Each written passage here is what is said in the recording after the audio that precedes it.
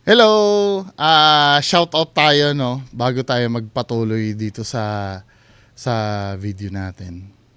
So start tayo do sa video natin dun kay Zarkaro kagabi. To. Sabi ni Sir Balong HQ, correction for the CCTV, hindi yan nagto-turn as a picture frame as you've said. Yung program ng CCTV pag masyadong static plus madilim, for set of time yon na kukunan niya. Kukunan niyan continuous pa rin as video. Pero yung quality as original, hindi na. Para makasave ng space, kaya napapansin nyo, may mga glitch or low quality yung mga recording. Just correction, CCTV has no program to turn the recordings to picture. Alam ko na ibig mong sabihin. Pero ang sinasabi, static picture lang yon. Video talaga siya. Video talaga siya, pero yung pinapakita na ng CCTV pag walang movement ay static picture na lang. Katulad ng sinabi dito ng corridor crew, no? Sabi niya dito, until I tell you that something there's tama ha, kung mapapakinggan mo to, sabi, ito, ang video expert yung nag-explain nito. As a person walks through it. So the parts that say static, basically the computer goes, okay, I'm just gonna give you a picture. And you just hold this picture until I tell you that there's new data there. And that's basically how it saves space in terms of compressing. So, ang sinasabi daw dito, wait lang ha. Getting that far away, you're leaving that natural area.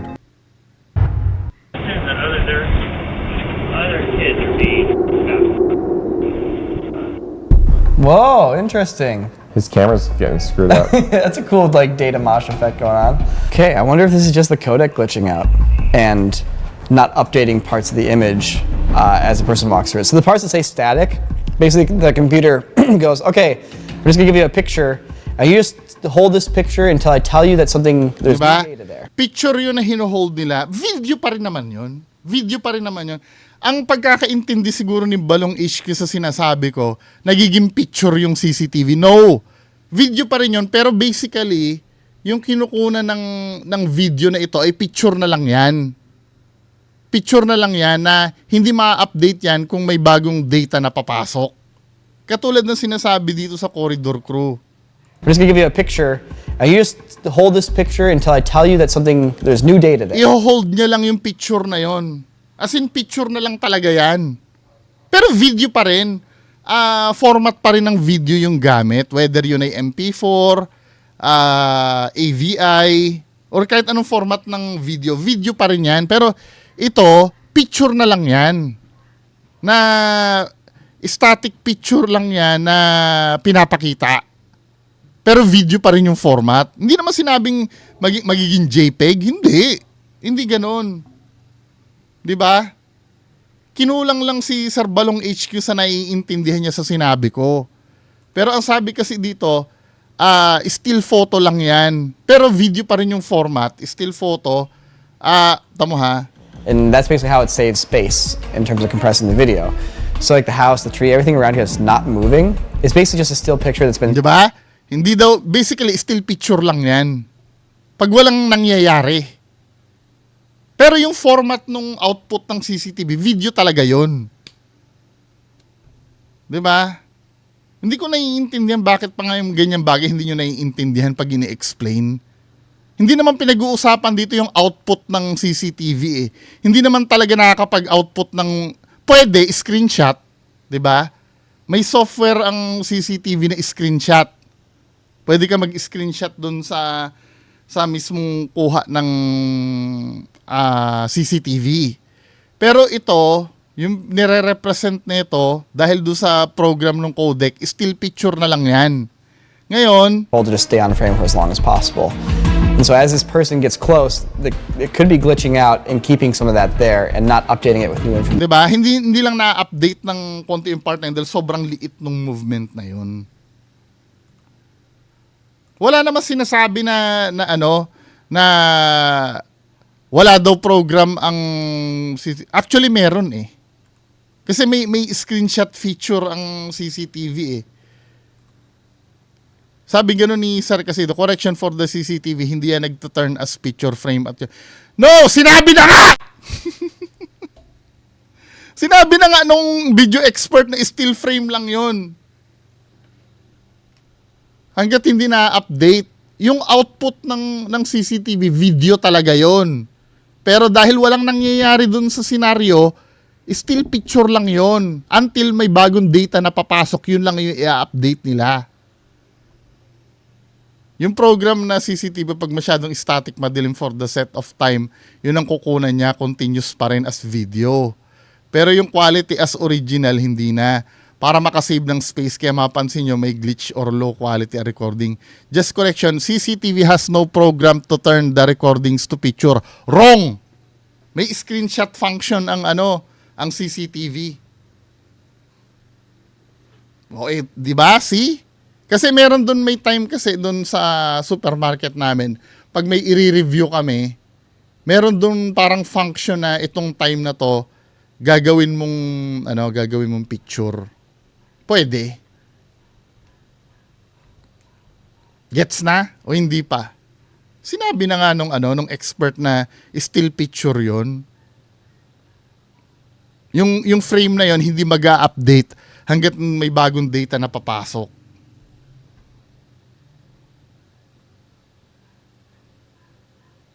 Pero yung output format niya, pwedeng MP4, video pa rin talaga. Parang ganito, no? May ipopost ako ha, para maintindihan ni sir. Saan na ba yun? Hanap tayo ng picture ng dog.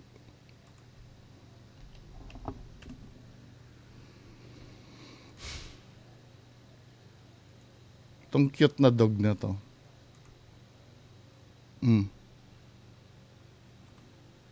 Aalisin ko yung ko ha. Oh, tingnan nyo lang itong dog ha.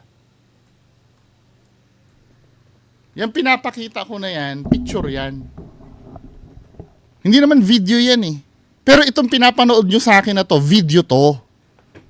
Hindi natin pinag-uusapan yung yung output ng CCTV. Ito, yung nakikita nyo sa screen na yan, picture yan, hindi yan video. Pero pag pinapanood nyo itong video ko, video ito. Nasa YouTube ito eh.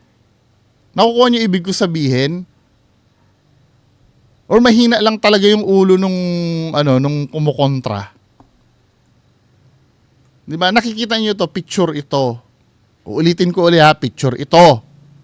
Pero itong napapanood nyo sa akin, video ito, nasa YouTube ako eh. Ang pinag-uusapan lang natin, naglagay ng still image dyan.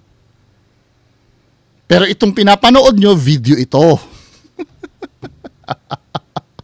Ewan ko pag hindi pa na-gets.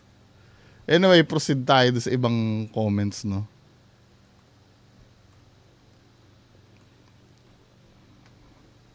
Sabing gano'n ni Ma'am Kat Mendoza. Sabi na, shout out Kat Mendoza. Sabi ni Sir Frederick Quintas, dami mong alam, haha, kupal. Eh di kung wala akong alam, hindi na ako nagvo-vlog. Di ba? Pero salamat sa panonood, sir. Alam mo pagka hindi na nila matanggap na may natututunan sila, maggaganyan na lang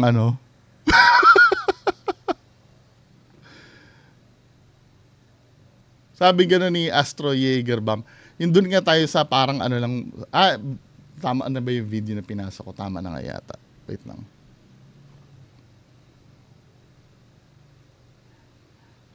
May pinorward sa akin si Sir Lawrence, yung kamay daw do sa bahay na pula. Sabing gano'n ni Edgardo Palmera, may remote yung EMF. Walang remote ang EMF. Pero pwede siyang i-trigger gamit yung two-way radio, yung walkie-talkie. Pwede siya i-trigger doon. Walang remote yung EMF. Na-explain naman po ni Zarkaro sa timestamp na 2:30 hanggang 4:50 na video about doon sa pag-acquire ng bahay na pula dati. Doon sa unstable na EMF reading.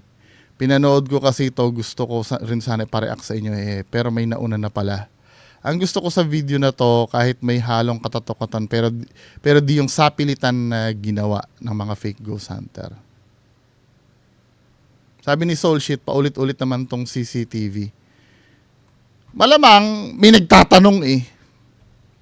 Alam mo, hindi ko uulitin.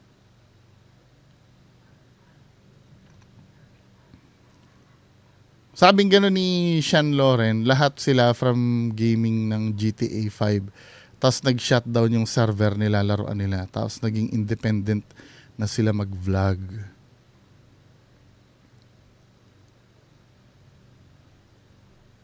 Hello, Ma'am Yunil. Hate niya kasi yung mga fake. Gusto niya kasi yung pagkatao mo, Sir Bungo. May paninindigan kapag alam mong tama yung sinasabi mo. For the sake of your viewers, you don't care. Blah, blah, blah. Salamat, Ma'am Yunil.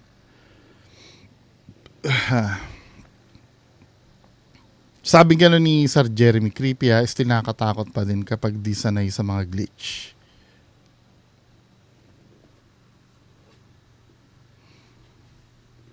Sabi gano'n ni Mapang Api, Good Eve Idol, di maiwasan magduda kasi may mga iba siyang kasama, baka may ginagamit na pangtunog sa bell. Well, to be fair, kung legit naman ang capture nila doon, solid yun, puntahan mo ulit, Idol. Ayaw na ni Sir Ed yan eh, di sa lugar na yan. Napuntahan niya na yan before. Sabi ni Sir Momong, to be fair, maigi itong content ng ghost hunting unlike sa mga namimeke na obvious naman na fake. Pero konting linis pa, hinaan lang yung background sound. I-off din para hindi scripted lang ang dating. Oo nga no, yun din ang complaint ko, yung background sound. Maganda sana yung video. Kaya lang yung background sound, pag may yung mga nagbe-bell-bell na yun, mas maganda sana walang sound yun eh. Baka mamaya may bumulong pa doon, di ba? May marinig pang bulong. Hello, Sayan Tomoy.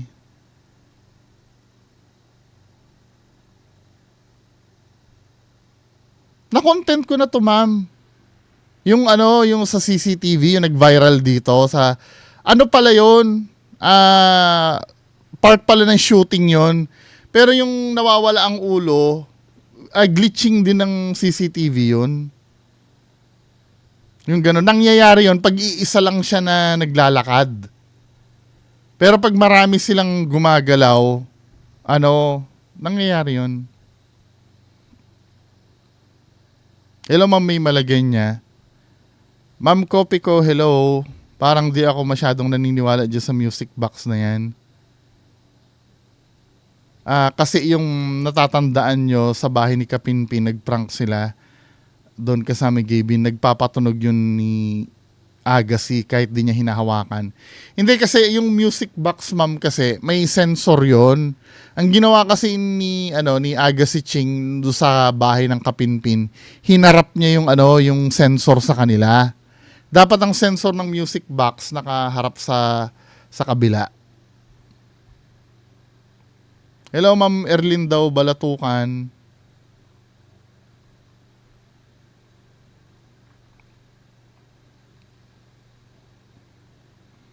Ito gusto ko ring focusan itong comment ni Sir Jorland Kaintik eh. Sabi niya gano'n, iba pa rin sir yung makikita. Iba pa rin yung makikita. Mahirap paniwalaan yan, sir, sorry ha. Pero wala dapat talaga nagpapakita. Gadget lang kasi yan, pwedeng malfunction lang yan.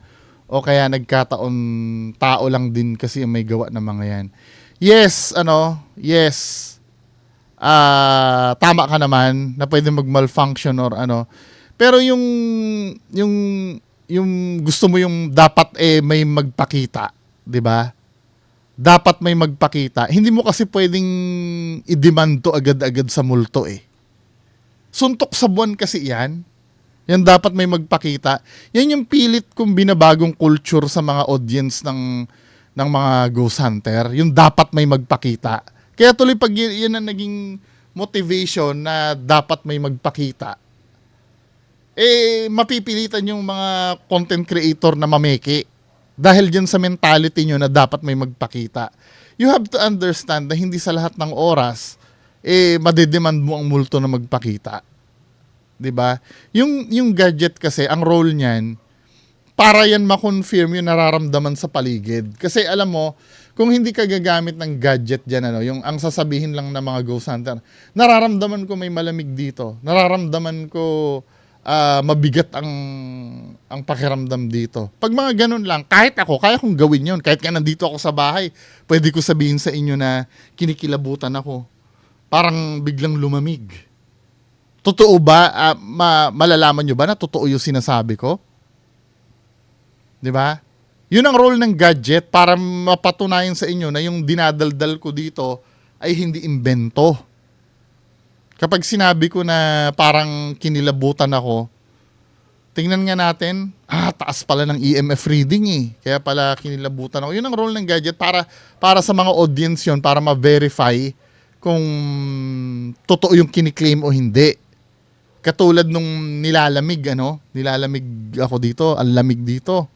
Hindi ko naman maipaparamdam sa inyo dyan yung lamig eh. 'Di ba? So para mapatunayan na talaga lumamig, makikita mo dito sa temperature ng gadget ko na bumagsak talaga yung temperature. Lumamig talaga. Nakukuha niyo ibig ko sabihin?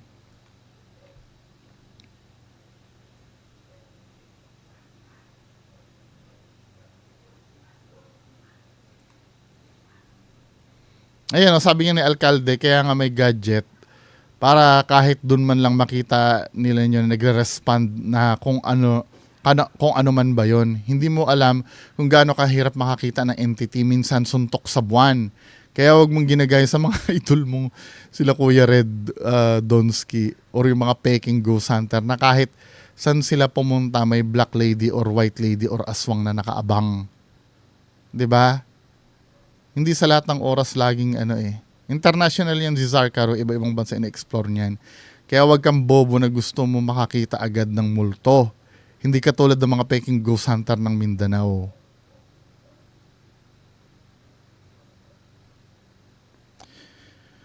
Hello, Ma'am Kopi ko, Sir Joven TV. Sir GC719, Sir Eva Santos. Pa-shoutout daw sila Aiz, Noel at Levi. Thank you. Aiz ba to, ma'am? Aiz Noel. Sir Nicole Aguilar, Sir Marvin Pacheco, Sir Edward De La Vega at Sir Jason Mandreza. Next video tayo.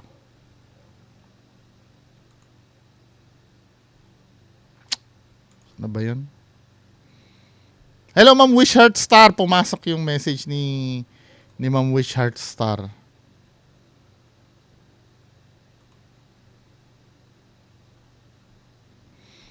Hello, Ma'am Kat Mendoza. Heart attack daw yung kinamatay ni Ma'am Yunil. Kaya wag na kayong magpa-high blood. Sir Love Black Angel, hello. Or Ma'am Love Black Angel. Ma'am May Malagenya. Sir Jorland Kaintik, hello po. Sir Julian Lakyan, Bungs nagamit sa campaign yung budget po doon Chicharon Bulaklak. Oo nga walang kwenta kasi yung kay Diwata. Yun pa naman inaabang ko yung Chicharong Bulaklak doon. Sabi gano'n ni Sir Momong, bro, what if lang nandiyan si Diwata sa parisan niya, papapicture ba kayo? Oo naman! Kaso baka sungitan niya kayo dahil baka alam niya na kinikriticize nyo siya. Wala naman kasi masama kung i-criticize eh. Hello, Ma'am Erlyn daw Balatukan. Magandang gabi, boss. Magandang gabi din, ma'am. Ma'am Grace Honda, hello, Sir GC719. Sabing gano'n ni behind the lens. Boss Biba, bakit kaya naging private yan since alam natin government owned yan? Isa pa, kung totoo man na may prostitution dyan, dapat maagapan yan kaya dumadami nagkakaroon ng HIV at STD ngayon. Baka pati drugs may kumakalakal dyan, delikado. Feeling ko hindi talaga drugs eh. Kasi kung drugs yan, mabilisan ang transaksyon nila dapat. I don't know, no? Pwede siguro drugs. Ano talaga siya eh. Prostitution dahil kasi nag-aalisan sila magkasama after eh. Talagang pinanood din, no? Hello, Ma'am Kopi ko. So, yun lang po. Magandang gabi sa inyo lahat. Maraming salamat po. Alas 10 po yung main content natin.